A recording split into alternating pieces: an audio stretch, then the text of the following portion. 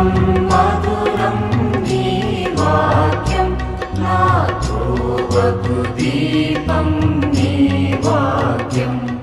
యేసు నామములో మీకు శుభములు సమృద్ధిగా కలుగును గాక. మధురం నీ వాక్యం అనే కార్యక్రమానికి స్వాగతం. ఈరోజు మనం క్రిస్మస్ పండుగ, పసిబిడ్డల పండుగ. మధురం మధురం నీ వాక్యం నాతో వగు దీపం నీ వాక్యం. ప్రతి సంవత్సరం కూడా డిసెంబర్ 28వ తేదీన శ్రీసభ పావన పసిబిడ్డల పండుగని కొనియాడుతుందండి. యేసు ప్రభు కొరకు రక్తం చింది ప్రాణాలు అర్పించిన పసిబిడ్డలు అన్నమాట. కనుక వాళ్ళని కూడా వేద సాక్షులుగా చర్చి గుర్తించిందండి. మేము హోలీ ల్యాండ్ వెళ్ళినప్పుడు ఇజ్రాయెల్ దేశానికి యేసు ప్రభు పుట్టిన పశువుల పాకలో మా గైడ్ చూపించారనమాట. దాదాపు పసిపిల్లల సమాధుల్ని చూపించారనమాట. బెత్లెహేంలో పసిబిడ్డల్ని చంపినప్పుడు ఇక్కడే సమాధి చేశారు, ఎందుకంటే వాళ్ళు యేసు ప్రభు కొరకు మరణించారు అని చెప్పి. సెయింట్ జెరోమ్ గారి సమాధి కూడా చూపించారనమాట. అయితే ఈ పావన పసిబిడ్డలు ఎవరు మనం ఒకసారి చూద్దామండి. బైబిల్లో ఆధారం మత్తయి సువార్త 2వ అధ్యాయంలో 16 నుంచి 18 వరకు అన్నమాట. మత్తయి 2 అనగానే జ్ఞానులు మనకి గుర్తు రావాలి. వచ్చే వారం మనం అదే ధ్యానించుకుందాం. ముగ్గురు రాజుల పండుగ చిన్నప్పుడు మాకు అలాగే చెప్పారు కాబట్టి ఇప్పుడు ఎపిఫనీ అని, యేసు ప్రభు సాక్షాత్కార పండుగ అని, ముగ్గురు జ్ఞానుల పండుగ అంటున్నారు. కానీ ముగ్గురు రాజుల పండుగ అదే మాకు అలవాటైపోయిందండి. ఈ ముగ్గురు జ్ఞానులు మరి పారసిక దేశం నుంచి అన్నమాట, పర్షియా. ఎందుకు పర్షియా అంటే మ్యాజై అని రాస్తాడండి ఒరిజినల్గా గ్రీక్ భాషలో అన్నమాట. మ్యాజై అనే టర్మ్ అది పర్షియన్ టర్మ్ అన్నమాట. కాబట్టి వాళ్ళు అక్కడి నుంచి వచ్చారు. పర్షియా అంటే ఇప్పటి ఇరాన్, 1100 మైళ్ళు అన్నమాట. వాళ్ళు ముందు హెరోదు రాజు దగ్గర వస్తారు, రాంగ్ పర్సన్ దగ్గర వస్తారు. వచ్చి ఎక్కడ యూదుల రాజుగా జన్మించిన శిశువు ఎక్కడా, ఆయన నక్షత్రంను తూర్పు దిక్కున చూచి మేము ఆరాధింపవచ్చితిమి అని. మనం కూడా కొన్నిసార్లు రాంగ్ పర్సన్స్ దగ్గరికి వెళ్తాము, ఎంత డేంజరో కదా. కానీ ఆయన చాలా కలత, డిస్టర్బ్ అయిపోయినాడు. ఎందుకంటే ఆయన రాజుగా ఉన్నాడు కదా, హెరోదు రాజుగా, ఆయన సీటు ఇంకొకరికి వెళ్ళిపోతుందని డిస్టర్బ్ అయిపోయి, తర్వాత అక్కడ జ్ఞానులని, ధర్మశాస్త్ర బోధకులని పిలిచి అడుగుతాడు. ధర్మశాస్త్రం వాళ్ళు బోధించే వాళ్ళకి ప్రవక్తల గ్రంథాలు కూడా తెలుసు కదా, క్రీస్తు ఎక్కడ జన్మిస్తాడు అంటే వాళ్ళు చెప్తారు, మీకా 5:2 రాయబడినట్లుగా క్రీస్తు బెత్లెహేంలో జన్మిస్తాడు అని చెప్పి. ఇంకా జ్ఞానులని పిలిచి జాగ్రత్తగా అడిగాడంట. మీరు చదివితే మత్తయి 2, ఆ సమయం ఏ సమయంలో మీరు నక్షత్రం చూశారు, ఏ నెల, ఏ కాలము, ఏంటి, జాగ్రత్తగా అన్నమాట. ఆ టైం అంతా కనుక్కున్నాడు అనమాట. కనుక్కుంటే దాదాపు వాళ్ళు నక్షత్రాన్ని చూసి ఇప్పటికీ 2 సంవత్సరాలు ఇంకా నిండలేదన్నమాట. 1 సంవత్సరం 10 నెలలు అట్లా అనుకోండి, అలా చెప్పబడలేదు. కానీ ఇంకా 2 సంవత్సరాలు నిండలేదు. కాబట్టి ఇంకా జ్ఞానులు వస్తారని చూశాడు, వాళ్ళు రాలేదు, వాళ్ళు నన్ను మోసగించారు, తనను మోసగించారు అనుకొని వెంటనే ఆర్డర్ చేస్తాడనమాట, ఆజ్ఞ జారీ చేస్తాడు. 2 సంవత్సరాల వయసు లోపు కింద ఉన్న మగ శిష్యులందరినీ కూడా మీరు చంపండి బెత్లెహేంలో అన్నమాట, పరిసర ప్రాంతాల్లో. ఆ తల్లులకి ఎంత బాధ అండి అసలు. ఒక్కొక్క ఇంటికి వచ్చి వెతికి వెతికి చంపుతుంటే, ఆ తల్లి కన్నుల ముందు చంపుతుంటే ఎంత బాధ చూడండి. అలా మరి అందుకే దూత చెప్తారనమాట జోజప్ప గారికి, తల్లిని బిడ్డని తీసుకొని ఐగుప్తుకి పారిపో అని. తండ్రి బాధ్యత అది. మరి యోసేపు, జోజప్ప గారు కాపాడతారు. ఈ పసిబిడ్డలు యేసు ప్రభు కొరకు రక్తం చిందారండి. అందువల్ల ఈ పండుగని శ్రీసభ కొనియాడుతుంది అన్నమాట. మీరు మత్తయి సువార్త 2వ అధ్యాయంలో 16 నుంచి 18 వరకు చదివితే హెరోదు రాజు ఆ జ్ఞానులు తనని మోసగించారని తెలుసుకొని 2 సంవత్సరాల వయసు అంతకంటే తక్కువ ప్రాయం గల శిష్యులు బెత్లెహేము పరిసర ప్రాంతాల్లో ఉన్న శిష్యులని చంపమని ఆజ్ఞ జారీ చేస్తాడు.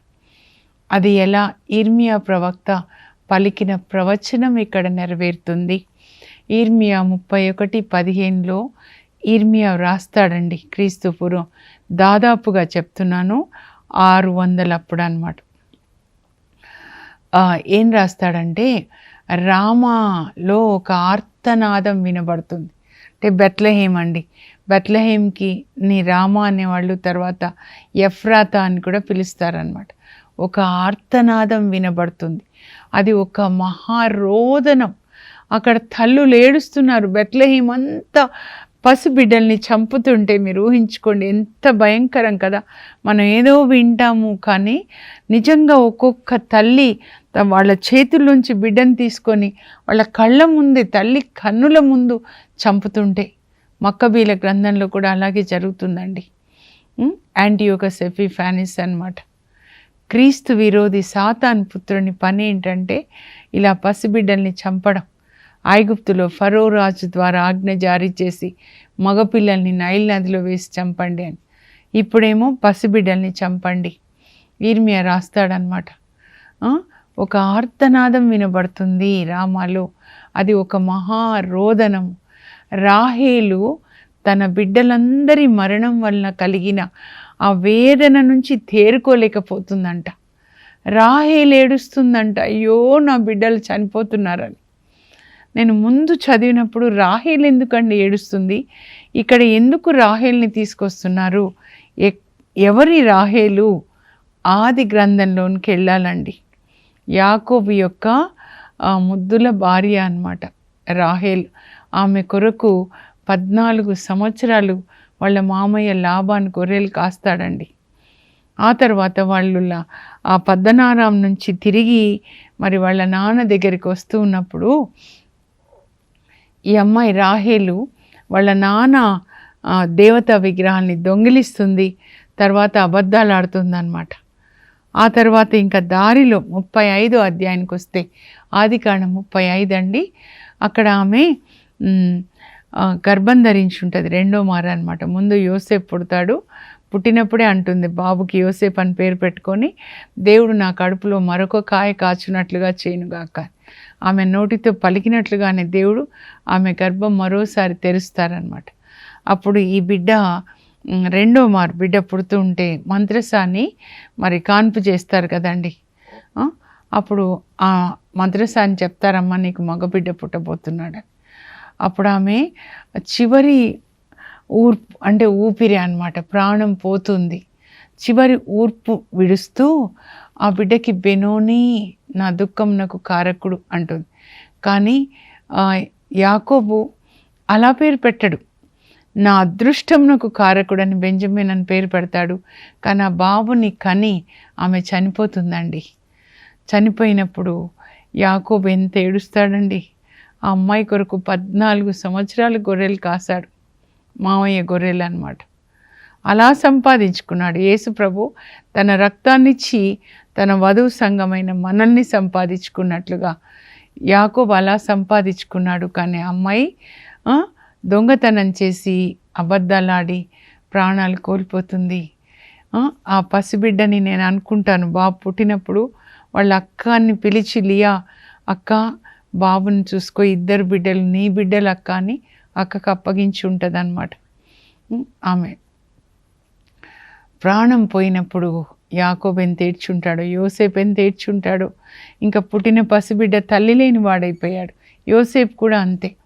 ఇంకా యాకోబు ఏం చేస్తాడంటే, వాళ్ళు అప్పుడే ఇంకా బెత్లెహేంలోంచి ప్రయాణం చేస్తున్నారండి. అక్కడ ఆ బెత్లెహేం దారి ప్రక్కన మరి సమాధి తవ్వి రాహేల్ని సమాధి చేసి అక్కడ ఒక స్తంభం పెడతాడు, రాహేల్ సమాధి అని. మేము చూసామండి రాహేల్ సమాధిని అక్కడ. నాకు చాలా బాధ అనిపించింది అన్నమాట. ఆమె ఇప్పుడు బెత్లెహేంలో పసిపిల్లలంటే ఆమె పిల్లలే కదండి వాళ్ళు, యాకోబు పిల్లలేగా వీళ్ళందరూ కూడా. ఇజ్రాయేల్ ప్రజలంటే యాకోబు పిల్లలు కదా. ఆమె సమాధి అక్కడ ఉంది కాబట్టి తన బిడ్డలు చనిపోతుంటే ఆమె ఎంత రోదిస్తుందన్నమాట. ఈ పసిబిడ్డల వలన కలిగిన ఈ వేదన నుంచి ఆమె తేరుకొనకుండెనో. బైబిల్ ఎంత అత్యద్భుతంగా ఉంటుందండి. ఇది రాసింది ఎవరంటే ఇది రాసింది ఇర్మియా. మరి రాహేలు కథ జరిగింది క్రీస్తుపూర్వం 2000 ఇప్పుడు యేసు ప్రభు పుట్టినప్పుడు ఇది నెరవేరుతుంది. ఎంత అద్భుతంగా ఉంటుందండి. ఈరోజు పసిబిడ్డల గురించి మనం ధ్యానించుకుందాము. మరి యేసు ప్రభు చెప్తారు మత్తయి 19:14 చిన్న బిడ్డల్ని నా యుద్ధకు రానివ్వండి, అట్టివారిదే పరలోక రాజ్యం, వాళ్ళని ఆటంకపరచొద్దు అని చెప్తారు. పసిబిడ్డల్ని యేసు ప్రభు దగ్గరికి తీసుకొని రావడం అంటే యేసు ప్రభు వాక్యాన్ని బోధించడం అన్నమాట. అయితే ఇప్పుడు మదర్ తెరీసా తల్లి ఏమంటారంటే the greatest destroyer of the peace in the world is abortion అంటారనమాట. ఈ ప్రపంచంలో శాంతిని నాశనం చేసే ఒక భయంకరమైనటువంటి క్రైమ్, నేరం అంటారా ఏంటి అని అంటే అబార్షన్. తల్లి తన గర్భంలో ఉన్న బిడ్డని చంపడం అన్నమాట. ఒక కన్న తల్లి ఆమె ఏమంటారంటే when a mother kills her child how can we ask the world not to kill one another. కన్న తల్లి, దేవుడు తండ్రిని నమ్మలేదండి, తల్లిని నమ్మి తల్లి కడుపులో తన బిడ్డని సృజిస్తుంటే కన్న తల్లి కడుపులోనే బిడ్డల్ని చంపితే ఇంకా మీరు ఒకరినొకరు చంపుకోద్దని లోకానికి ఎట్లా చెప్తాం? అమ్మ కడుపులో మనల్ని సృజిస్తారు దేవుడు. ఇర్మియాని రాస్తాడండి 1వ అధ్యాయంలో ఇర్మియా గురించి రాయబడి ఉందన్నమాట. ఇర్మియాకి దాదాపు 12 సంవత్సరాల వయసు అప్పుడు దేవుడు ఇర్మియాతో మాట్లాడతాడండి. చిన్న బాలుడుగా ఉన్నప్పుడే ఇర్మియా అని పిలుస్తాడు. దేవాలయంలో కావచ్చు, ఎందుకంటే వాళ్ళ నాన్నగారు యాజకుడు అన్నమాట.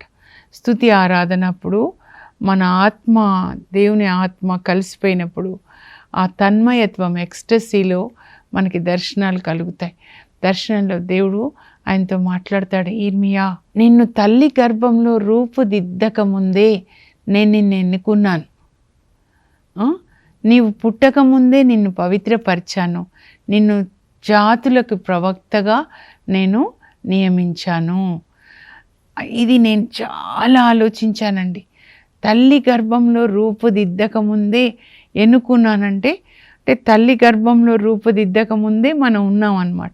ఎక్కడ ఉన్నాం? పరలోకంలో. ఆయన మనసులో ఉన్నాము. పరలోకంలో దేవుడు మనల్ని ఆత్మగా సృజించి అక్కడే రాస్తాడనమాట.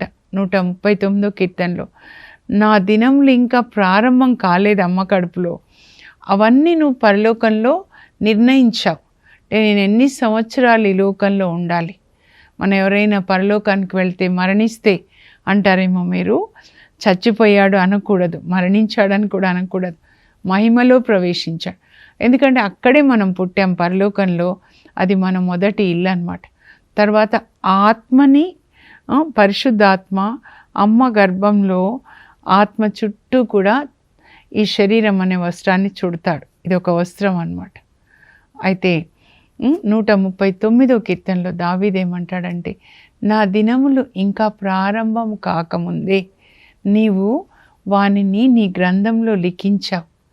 మనం ఎన్ని సంవత్సరాలు ఉండాలో ముందే నిర్ణయించబడుతుందండి. ఈ లోకంలో ఉన్నప్పుడు దేవుడిచ్చిన పని మనం చేయాలి. యేసు ప్రభులాగా, మరియ తల్లిలాగా, జోజప్ప గారిలాగా, శౌరి వారు, పునీతులు ఈ గ్రంథంలో చాలామంది కొద్దిగా సమయంలో దేవుడిచ్చిన పని చేసి మళ్ళీ తిరిగి వెళ్ళిపోయారు. ఇది పని చేయడానికి ఒక వర్క్ ప్లేస్, భూమి. మనం ఎప్పుడు నివసించడానికి కాదు. ఇక్కడ మనం పరదేశులు. ఎలా ట్రైన్లో కొంతమంది ఎక్కుతారు దిగుతారు, అలాగే పరలోకం నుంచి కొంతమంది పుట్టేవాళ్ళు పుడతారు, మళ్ళీ పరలోకానికి వెళ్ళేవాళ్ళు వెళ్తుంటారు అన్నమాట. ప్రతిరోజు మన ప్రయాణం పరలోకం వైపు ఉండాలి, నరకం వైపు ఉండకూడదు. శరీరం ఏం చెప్పినట్లుగా తిని త్రాగి ఇష్టం నా శరీరం అలా ఉండకూడదు. దేవుడు సృజించాడనమాట. 139వ కీర్తన 13 నుంచి మీరు 16 వరకు మెల్లగా చదివితే దేవుడు దావీదునకు ఒక అత్యద్భుతమైన దర్శనం అండి. కీర్తనల గ్రంథం అంతా కూడా చాలా అత్యద్భుతంగా ఉంటుంది. అనేక దర్శనాలు యేసుప్రభు పుట్టుక గురించి ఉంటుంది, యేసుప్రభు శ్రమల గురించి రాస్తాడు, యేసుప్రభు పునరుత్థానాన్ని గురించి రాస్తాడు దావీదు. అనేక విషయాలండి. ఇంకా దేవుడు ఆయనతో అంటారు, నిన్ను ఎలా రూపుదిద్దానో అమ్మ కడుపులో చూపించనా అని చూపిస్తాడనమాట. ముందు అమ్మ గ్యామెట్, ఎగ్ అంటాం కదా, ఓవం. నేను బయాలజీ టీచర్. నాన్న స్పర్మ్ రెండు కలుస్తాయి. కలిసిన తర్వాత జైగోట్, ఆ తర్వాత జైగోట్ డివైడ్ అవుతూ ఉంటుంది, మైటోసిస్ డివిజన్. చిన్నగా ప్రారంభమవుతుంది, ఒక్కొక్క డివిజన్ అనమాట. అబ్బా, ఒక్క కణం అనమాట నుంచి నాలోని ప్రతి అణువు ప్రతి కణం నువ్వే సృజిస్తున్నావు. తల్లి గర్భంలో అత్యద్భుతంగా నువ్వు నన్ను నిర్మించినప్పుడు అది నీ కంటికి మరుగై ఉండలేదు. నేను పిండముగా ఉన్నప్పుడే నన్ను చూసావు, ఇప్పుడు పెద్దగా అయిన తర్వాత కాదు, నువ్వే నన్ను సృజించావు. ఈ జ్ఞానం మనకి కలిగి ఉండాలండి. యోబు కూడా, యోబు గ్రంథం 33:4లో your hand has created me lord, it is your breath that gave me life. నీ ఆత్మ నాకు జీవాన్ని ఇచ్చింది అని శ్వాసను ఊదుతాడు. ఆదాము అంటే మట్టి అన్నమాట. మట్టితో ఆదాం శరీరాన్ని చేసి ఆయన ముక్కు రంధ్రాల్లో శ్వాస ఊదినప్పుడు ఆయనకి జీవం వస్తుందన్నమాట. ప్రతి ఒక్కరికి అంతే, దేవుడు తన శ్వాసని మనలోనికి ఊదుతాడు. ఆ శ్వాస మనం ఎన్నిసార్లు ఇట్లా బ్రీద్ ఇన్ బ్రీద్ అవుట్ అది కూడా డిసైడ్ అయిపోయింది అన్నమాట. కనుక ప్రతి breathing in breathing out, inspiration expiration, దానికి కూడా మనం దేవునికి వందనాలు చెప్పాలన్నమాట. ఎంత అత్యద్భుతం ప్రభా అని రాస్తాడండి. 139వ కీర్తన చాలా బాగుంటుంది అన్నమాట. యోబు కూడా అదే చెప్తాడు. దేవుడు మనల్ని సృజిస్తున్నారు తల్లి కడుపులో. ఇంకా ఎఫెసీ 2:10 మీరు చదివితే మనమందరము దేవుని చేతి పని అయి ఉన్నాం. మనల్ని సత్కార్యములు చేయడానికే దేవుడు మనల్ని సృజించారనమాట. వీఆర్ ఆల్ హిస్ వర్క్మ్యాన్షిప్, చేతి పని. ఒక బిల్డింగ్ కన్స్ట్రక్షన్ చేస్తే, ఇప్పుడు దివ్యవాణి క్రొత్త స్టూడియో, అబ్బా ఎంత బాగా బిల్డ్ చేశారు, బిల్డర్ అంటాం కదా. ఏదైనా ఒకటి చెక్కినప్పుడు చెక్కేవాళ్ళు కార్పెంటర్స్ ఎంత చక్కగా ఉంది, ఒక శిల్పం చెక్కిన అవన్నీ డెడ్. మనిషి జీవం గల దాన్ని ఆయన సృజించలేడు, దేవుడు మాత్రమే చేస్తాడు. ఆయనలో జీవం ఉంది, జీవం కలిగినవి అన్నీ కూడా ఆయనని కలిగి ఉంటాయన్నమాట. మనలో జీవం ఉంది అని అంటే ఆయన మనల్ని సృజించాడనమాట. అయితే తన పోలికగా చెట్లు జంతువులు మాత్రం నోటి మాట, వృక్షంలో భూమి మొక్కలు మొలిపించునుగాక, సాగరంలో ప్రాణులు పుట్టునుగాక, భూమి మీద కూడా జంతువులను సృజిస్తాడు. కానీ మనల్ని తన పోలికగా ఆయన సృజిస్తాడండి. అలా ఒక పని కొరకు అన్నమాట, ఒక పని కొరకు మనల్ని భూలోకంలో ఆయన సృజిస్తాడు. ఆ పని మనం చేయాలి. ఈ శరీరము ఒక పని చేయడానికి, దేవుని యొక్క పని మనం చేయాలి. ఎందుకొరకు సృజించాడు అది మనం తెలుసుకోవాలి. యోసేపు ఆదికాండంలో 4 pillars ఆఫ్ లైఫ్ అన్నమాట. Your birth has a purpose, God has a purpose for your birth. నీ పుట్టుకకి దేవునికి ఒక ప్రణాళిక, ఉద్దేశం ఉంది అన్నమాట. అదేంటి అని, when you are connected to God, when your spirit is connected to God spirit, God will reveal అన్నమాట. ఆదికాండం 37లో యోసేపు 17 సంవత్సరాల వయసు అప్పుడు దేవుడు ఆయనతో కళల ద్వారా మాట్లాడి ఆయన ఒక గొప్ప వ్యక్తి కాబోతున్నాడని బయలుపరుస్తాడనమాట. కళలో అందరూ అన్నయ్యలు పంట కోసి పొలంలో పనులు కడుతుంటే ఈయన పన లేచి నిలబడుతుంది, అన్నయ్యలు వంగి నమస్కారం చేస్తున్నాయి అంటే ఒక గొప్ప వ్యక్తి కాబోతున్నాడు అని దేవుడు అలా కళల్లో మనతో మాట్లాడుతూ ఉంటారనమాట. సో యోసేపు దేవుని చిత్తం తన జీవితంలో ఏంటి తెలుసుకుంటాడు. ఒక ఉన్నత స్థానంలో దేవుడు ఉంచాలనుకుంటున్నాడు కనుక ఆయన దేవుని యొక్క స్వరాన్ని, దేవుని ఆజ్ఞలు హృదయంలో రాసుకొని వాళ్ళ తాత చెప్పుంటాడు, వాళ్ళ ముత్తాత చెప్పుంటాడు కదా. వాళ్ళ తాత వాళ్ళ నాన్నగారు, మరి యోసేపు వాళ్ళ నాన్న అంటే యాకోబ్, వాళ్ళ తాతయ్య అంటే ఇస్సాక్ అనమాట. వాళ్ళు చెప్పుంటారు, మరి ఇస్సాకి అబ్రహాం అనమాట. సో అప్పుడు చెప్పడం ఎట్లా, రాసి లేదండి, మోషే దగ్గర నుంచే రాయడం ప్రారంభమై. కాబట్టి హృదయంలో దాచుకొని పరిశుద్ధంగా జీవిస్తున్నాడు, పాపాన్ని వ్యతిరేకించాడు. దేవుడు ఆయనని ఉన్నత స్థానంలో ఉంచాడు. మనం ఉన్నత స్థానంలో ఉండాలంటే దేవుని ఆజ్ఞలు తప్పకుండా పాటించాలండి. 10 ఆజ్ఞలు, ఇంకా అన్నీ దేవుడు చెప్పినవి, యేసుప్రభు చెప్పిన అష్టభాగ్యాలు అన్నీ కూడా పాటించాలి. మీరు మ్యారేజ్ ఎందుకు చేసుకుంటున్నారంటే దేవుడిచ్చే పిల్లల్ని దేవుని మహిమ కోసం పెంచడానికి, దేవుని చిత్తం చేయడానికి. First purpose of marriage is to give first place to God, to glorify God on this earth through our marriage. And second purpose of marriage is to have godly offspring. ముందు మన వివాహం ద్వారా దేవుడు మహిమపరచబడాలి. రెండవది దైవభీతి కలిగిన బిడ్డల్ని మనకి ఇవ్వాలని. మోషే వాళ్ళ అమ్మ నాన్న అమ్రామ్ యోకాబేద్ అనమాట. నిర్గమకాండం 2లో మనం చూస్తాం, 3 బిడ్డలు, అబ్బా, మిరియాము, అహరోను, ఆ తర్వాత మోషే. ఒక ఇటుకలు చేసుకునే బానిసలకి పుట్టిన పిల్లలండి, కానీ వాళ్ళ అమ్మ నాన్న అట్లా పెంచుతారనమాట. మనం కూడా అలా దేవుని కోసం పెంచాలి. అలాంటి బిడ్డల్ని దేవుడు కడుపులో సృజిస్తుంటే కడుపులోనే తల్లి చంపితే ఎట్లా అండి? మదర్ తెరీసా తల్లి అంటారు, మత్తయి 18:10 నుంచి వాక్యం తీసి యేసుప్రభు మాటలు చెప్తారు. ఈ పసిబిడ్డల్లో ఎవరిని మీరు తృణీకరించకండి, చంపకండి.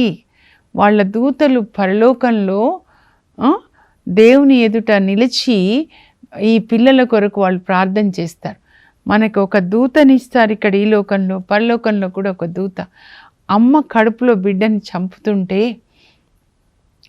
నేను ఒకసారి ఒక డాక్టర్ గారికి పిల్లల కొరకు ప్రార్థన చేయడానికి వెళ్ళానండి. అంటే నా ఫ్రెండ్ తీసుకెళ్ళింది. నా ఫ్రెండ్కి ఆమె చాలా క్లోజ్ అని చెప్పి తీసుకెళ్తే నేను ప్రార్థన చేస్తూ ఉంటే ఆమె పసిబిడ్డల్ని చంపిందనమాట. అమ్మ, మీరు అబార్షన్స్ చేస్తారా అంటే అది మేము చెయ్యాలి, తప్పదు. కొన్నిసార్లు ఏమో కాలు జారి, ఈ పిల్లలు పెళ్ళికి ముందే కాలు జారి వస్తారు, తల్లులు ఏడుస్తారు. తర్వాత కొన్నిసార్లు మాకు పిల్లలు వద్దు, లేదా కొన్నిసార్లు 2 సార్లు ఆడపిల్లలు పుట్టారు, 3వసారి కూడా ఆడపిల్ల అయితే అలా వద్దు అని రకరకాలుగా ఉంటాయి. మీరు ఇంతమంది పసిపిల్లల్ని చంపారు కదమ్మా. డాక్టర్ అంటే దేవుని ప్రతినిధులుగా జీవం ఇచ్చేవాళ్ళు, జీవనకర్త, జీవం తీసుకునేవాళ్ళు కాదమ్మా. అలా చేయకూడదు అని చెప్పాను. ప్రార్థన చేసి వచ్చాను. తర్వాత నాకు ఇంకా తెలీదు, నా రిపోర్ట్ ఏం తెలియలేదు. కానీ అయితే వాళ్ళని అడిగినప్పుడు చెప్పారు డాక్టరు, ఎలా చేస్తారమ్మా మీరు అబార్షన్ అంటే ఇట్లా ఉంటుందంట ఒక ఇన్స్ట్రుమెంట్, అన్ని కత్తుల్లాగా నైఫ్స్ అనమాట. సో లోపలికి పంపించి దాన్ని ఆ పిండాన్ని ఇట్లా చంపేస్తారంట. ఇంకా రికార్డ్ చేశారంటండి. ఆ పసిపిల్లలు 6 వారాల నుంచి వాళ్ళు కంప్లీట్గా వాళ్ళకి తెలుస్తుందంట, నేను అబార్షన్ చేయించుకుంటా, నాకు ఈ బిడ్డ వద్దంటే లోపల భయపడుతూ ఉంటారంట. వద్దమ్మా, వద్దమ్మా, నన్ను చంపొద్దమ్మా, నేను నిన్ను ముద్దు పెట్టుకోవాలమ్మా. పసిపిల్లలు అలా భయపడుతూ ఉంటారంట. చంపుతుంటే చాలా ఏడుస్తారు. ఆ రక్తం భూమి మీద పడి భూమి శాపం పాలైందండి. రెండోది, తల్లిదండ్రుల్ని చూసుకోవడం లేదు, నిర్లక్ష్యం చేయడం వల్ల ఇంకొక శాపం. ఆంధ్ర తెలంగాణ లాంగ్ బ్యాక్ అన్నమాట చెప్పారు. అప్పుడు ఈ బిడ్డను చంపినప్పుడు మరి ఆత్మ మళ్ళా తిరిగి, శరీరం చంపేశాం, ఆత్మ దేవుని దగ్గరికి వెళ్ళి దేవుని దగ్గర ఆత్మ చెప్తుందంట, ప్రభా మీరు తల్లి అని ఇచ్చారు, మా అమ్మ నన్ను చంపేసింది, అందుకే నేను తిరిగి వచ్చాను. అప్పుడు దేవదూత, బిడ్డ దేవదూత దేవుణ్ణి అడుగుతుందంట, పసిబిడ్డని హత్య చేసినందుకు ఆ తల్లికి మీరు ఎలాంటి తీర్పిస్తారని. అలాంటి వాళ్ళకి మనశ్శాంతి ఉండదండి. మెంటల్ ట్రామా నేను చాలామందిని చూశాను. నేను చెప్తాను, మీరు కన్ఫెషన్ చేసి ఒక అనాథ శరణాలయంలో ఉన్న బిడ్డకి మీరు చూసుకోండి, లేదా ఒకరిని పెంచుకోండి. ఆ విధంగా దేవుని క్షమించమని అడిగిన తర్వాత ఒక పాప ప్రాయశ్చిత్తం చేయండి అని చెప్తాను. సెయింట్ క్యాథరిన్ ఆఫ్ సియానా వాళ్ళ అమ్మ నాన్నకి 25 అమ్మాయి అండి. నేనైతే 5 అమ్మాయిని, అంటే 3 అన్నయ్యలు, అక్క, నేను తర్వాత చెల్లి. ఒకవేళ వద్దు అనుకుంటే ఎంత కష్టం చెప్పండి కదా. అసలు మరియ తల్లే నాకు వద్దు, మాకు ఎంగేజ్మెంట్ అయింది, అబార్షన్ చేయించుకుంటానంటే ఎలా చెప్పండి. లోకరక్షకుడు పరిశుద్ధంగా ఉండాలమ్మా. ఆడపిల్లలు హైదరాబాద్లో ఎక్కువ వింటున్నాం, పెళ్ళికి ముందే లివింగ్ టుగెదర్ రిలేషన్స్ అంట. ఎంత డెవిల్ కల్చర్ వచ్చేసిందండి, పాపంతో నిండిపోయి జాబ్స్ చేసుకుంటూ హైటెక్ సిటీ, గచ్చిబౌలి విన్నాను నేను. అమ్మాయి అబ్బాయి జాబ్స్ చేస్తూ లక్షలు సంపాదిస్తూ 3 సంవత్సరాలు కలిసి ఉండడం, తర్వాత మళ్ళీ అక్కడ వెళ్ళిపోవడం, కన్యత్వాన్ని కోల్పోయి. ఎందుకు ఈ నాలెడ్జ్? ఇదే సాతాను పుత్రుడు అంత్యక్రీస్తు యొక్క పని అన్నమాట. పరిశుద్ధత పోగొట్టాలి. అలా ఉండకండి. రిబెకా మగపోడిమి ఎరుగని కన్య, ఆదికాండ 24:16. అందువల్లనే భర్త ఆమెను కాలు కింద పెట్టకుండా చూసుకుంటాడు. పరిశుద్ధంగా దేవుని సన్నిధిలో వివాహానికి వెళ్ళినప్పుడు, అప్పుడు పరిశుద్ధాత్మతో అభిషేకించబడి అమ్మాయి భార్యగా, అబ్బాయి భర్తగా దేవుని సన్నిధి, అప్పుడు పడక మీద పరిశుద్ధాత్మ ఇద్దరిని ఏక శరీరం ఏక ఆత్మగా చేసి పరిశుద్ధమైన బిడ్డల్ని రూపుదిద్దుతాడు. కనుక పరిశుద్ధత ఎప్పుడూ మారదండి. దేవుడు మారడు. సాతానే రోజు ఒక కొత్త పాపాలు. మీ ఆస్తి ఏంటంటే మీ దేహం, దేవుడిచ్చిన ఒక ఆస్తి. పరిశుద్ధంగా మరియ తల్లి పేరు చెప్పేవాళ్ళు దేహాన్ని పరిశుద్ధంగా కాపాడుకోవాలి. ఆడపిల్లలు అందరికీ చెప్తున్నాను, పరిశుద్ధత అందరికీ అవసరమే. కానీ పసిబిడ్డల్ని చంపే హంతకులుగా ఎవరు ఉండకూడదు. వాళ్ళని పెంచాలి దేవుని మహిమ కోసం. ప్రార్థన చేసుకుందాం. పరలోకపు మా తండ్రి, మీ పరిశుద్ధ నామమునకు స్తోత్రం కలుగును గాక. ఈరోజు మేము పావన పసిబిడ్డల్ని జ్ఞాపకం చేసుకుంటూ, ప్రభా గర్భంలో ఉన్న బిడ్డల్ని మీరు కాపాడండి తండ్రి, అభిషేకించండి పరిశుద్ధ ఆత్మతో. ఇర్మియా గురించి చెప్పారు, నువ్వు పుట్టకముందే నేను పరిశుద్ధపరిచానని. అలాగే జెకర్యాతో చెప్పారు, నీ బిడ్డ తల్లి గర్భంలో పరిశుద్ధ ఆత్మతో అభిషేకించబడతాడు. ఏలియా ఆత్మని శక్తిని కలిగి ఉంటాడు, అనేకులకు సంతోషకారణం అవుతాడు. గర్భంలో ఉన్న బిడ్డల్ని అభిషేకించండి ప్రభా. వాళ్ళ ద్వారా ఏ పని జరగాలో అది జరుగునుగాక. అయ్యా, ప్రతి తల్లి బిడ్డని గర్భం ధరించిన దగ్గర నుంచి కూడా చాలా జాగ్రత్తగా ఆ బిడ్డని పెంచేటట్లుగా తల్లులను అభిషేకించండి. కన్నె పిల్లల్ని నాయన వివాహానికి ముందు పరిశుద్ధంగా ఉండేటట్లు పరిశుద్ధ వస్త్రంతో కప్పండి నాయన. పుట్టిన బిడ్డల్ని దేవుని యొక్క వాక్యంలో దైవ భీతితో దేవుని కొరకు పెంచేటట్లుగా తల్లులను అభిషేకించండి, తండ్రులను అభిషేకించండి. ప్రభా యేసు పరిశుద్ధ నామంలో అడుగుచున్నాం తండ్రి, ఆమేన్. దేవుడు మనకిచ్చే బిడ్డల్ని దేవుని మహిమ కోసం పెంచే కృప దేవుడు మనకు దయచేయును గాక. God bless you. Have a blessed day.